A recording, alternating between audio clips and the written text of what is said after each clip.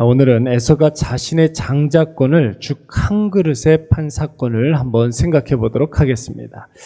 여러분, 이스라엘 역사에 있어서 사람의 생각으로는 좀 미스테리한 사건들이 더러 이렇게 등장을 합니다.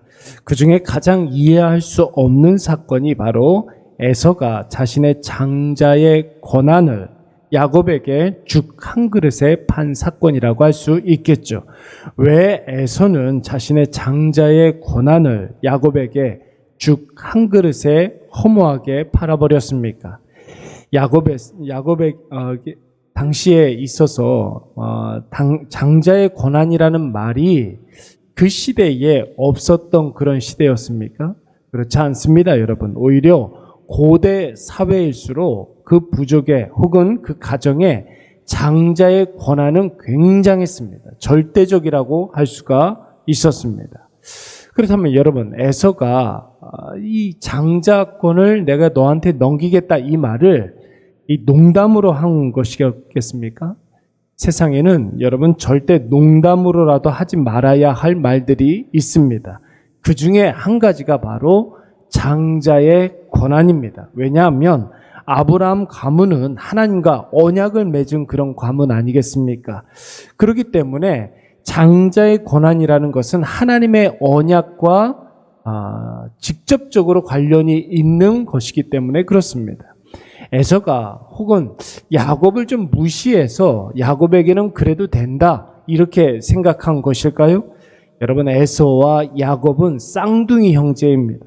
에서는 야곱이 어떤 사람인지 너무나 잘 알고 있었어요. 조용하지만 뭔가 꿍꿍이가 있는 사람이다. 과묵하지만 야심이 있는 사람이다. 그 뒤에는 어머니 리브가가 있다는 사실도 에서는 너무나 잘 알고 있었습니다. 그렇다면 여러분, 왜 에서는 이렇게 중요한 장자권을 하나님의 언약의 계승이 달려있는 이 장자권을 그것도 야곱 같은 야심가에게 아무런 고민 없이 자신의 허기짐과 바꿔버린 것입니까? 여러분, 이 의문점에 대해서 성경은 답하기를 34절 말씀에 뭐라고 그랬습니까? 에서가 장자의 명분을 가볍게 여기었더라 이렇게 이야기하고 있습니다. 사랑하는 여러분, 늘 말씀을 드리지만 우리가 주님 주신 이 땅에 사는 동안 꼭 잊지 말아야 할 세 가지 자기 자신에게 해야 할 질문이 있다고 하지 않았습니까? 나는 하나님 앞에 어떤 존재인가 늘 물어봐야 됩니다. 하나님은 나에게 어떤 분이신가 자기 자신에게 끊임없이 물어봐야 합니다. 그리고 내가 하나님의 자녀이고 하나님께서 나의 아버지가 되어주시고 나의 주인님이 되어주신다면 지금 나는 무엇을 해야 하는가? 여러분, 이 질문을 늘 자기 자신에게 하느냐 아니면 하나님과 나와의 관계에 대해서 전혀 관심 없이 살아가느냐?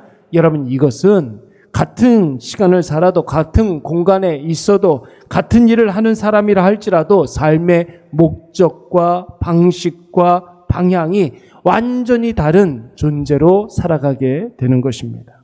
여러분, 야곱과 에서의 차이가 무엇입니까? 바로 이것입니다. 야곱은 그 이름 자체가 발 뒤꿈치를 잡았다 이런 뜻이라고 그랬습니다.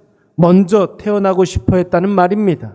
그 가정에 장자가 되고 싶어하는 그런 마음이 늘 야곱의 마음속에 있었습니다. 여러분, 이것은 단순한 야망과 야심이라고도 할 수가 있겠지만 한 가정에 장자가 어떤 사람인지, 장자권을 가졌다는 것이 어떤 의미를 가지고 있는지 너무나 잘 알고 있었다는 것을 의미하는 것이죠. 야곱은 장자권의 중요성을 너무나 잘 알고 있었던 사람이었습니다. 그러나 여러분, 에서는 어떻습니까?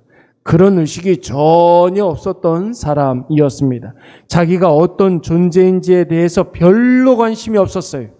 하나님과 나와의 관계를 전혀 고려하지 않았습니다. 장자권이 자신에게 있다는 것에 대해서 별로 심각하게 생각하지 않았습니다. 왜 그랬겠습니까? 성경은 에서를 들사람이라고 했습니다. 들사람, 세상에 속한 사람, 성격과 성향이 거칠고 남성미가 있는 그런 사람이라는 뜻이 또 있지만 세상에 속한 세상살이에 적합한 세상 사람들이 필요로 하는 그런 의미도 있는 것입니다. 그러니까 한 가정의 장자로서 살아가는 것보다 세상에서 살면서 세상 사람들이 원하는 대로 세상 사람들이 박수 쳐주는 것에 대해서 늘 관심을 가지며 재미를 느끼는 사람, 이 사람이 바로 에서였습니다. 여러분, 이러한 현상이 어떻게 에서에게만 있는 현상이라고 할 수 있겠습니까? 수천 년 전에 이스라엘 역사에 있었던 이 사건은 2023년을 살고 있는 저와 여러분에게도 동일하게 지금 일어나고 있습니다. 여러분 한번 생각을 해보십시오. 세상이 변하는 속도가 얼마나 빠릅니까? 불과 몇 년 전까지만 하더라도 우리가 전혀 몰랐던 단어가, 아예 없었던 단어가 오늘날 주류의 단어가 되어서 그 뜻을 모르면 생활 자체가 안 되는 경우들이 너무나 많이 있습니다. 여러분, 10년 전에도 AI라는 말을 알았습니까? 인플루언서, 이런 말을 알았습니까? 빅데이터, 드론, 챗 GPT, 유튜브, 자율주행, 이런 말은 우리가 10수년 전에는 전혀 알지도 못했고 상상도 못했던 그런 말들입니다.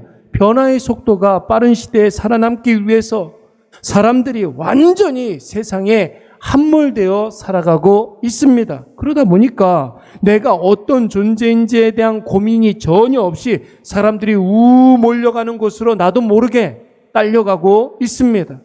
하나님에 대한 묵상하기보다는 사람들이 뭘 하고 있는지, 사람들이 무슨 말을 하는지, 사람들이 어디로 가고 있는지, 이런 거에만 관심이 있습니다. 그러니까 여러분, 하나님 앞에 선 단독자의 나의 모습은 온데간데 없어지고 세상의 대세에 지금 휩쓸려 살아가고 있는 것입니다.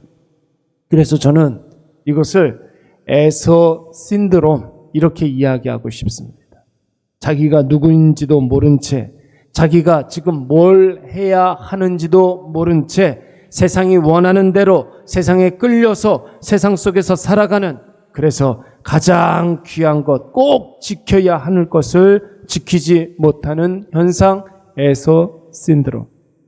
사랑하는 여러분, 꼭 우리는 반드시 지켜야 하는데 여러분, 우리가 경홀히 여기고 터부시 여기는 것은 혹시 없습니까? 예배를 대하는 우리의 마음은 여러분 어떻습니까? 기도는 얼마나 진지하게 하고 있습니까? 하나님의 뜻이 담겨져 있는 말씀에 대해서 우리가 어떻게 생각하고 있습니까? 교회는 여러분 종교 생활을 하는 곳입니까? 아니면 예수 그리스도의 몸된 교회입니까?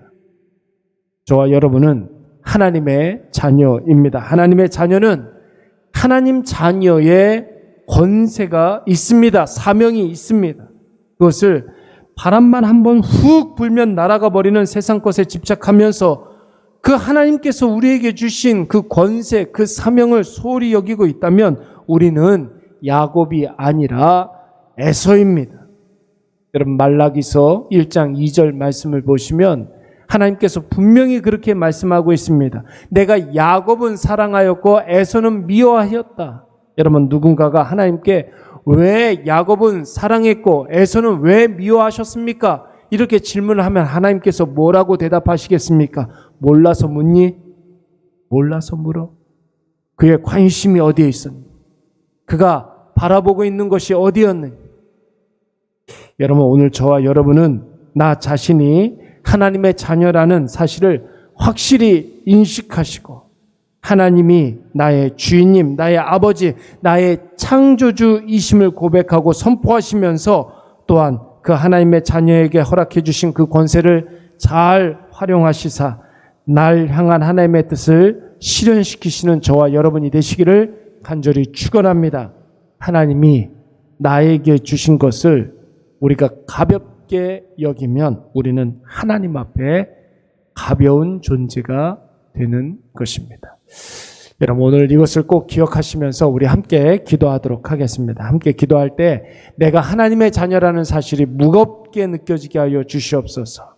하나님은 나의 주인님이시고 나의 아버지가 되어주시고 나의 책임자 되어 주심을 깨닫게 하여 주시옵소서. 하나님의 자녀로서 무엇보다도 있어야 할 곳에 있게 하여 주시고 내가 반드시 해야 할 그 일들을 감당하게 하여 주시옵소서. 우리 이 시간 다 같이 한번 통성으로 기도하도록 하겠습니다.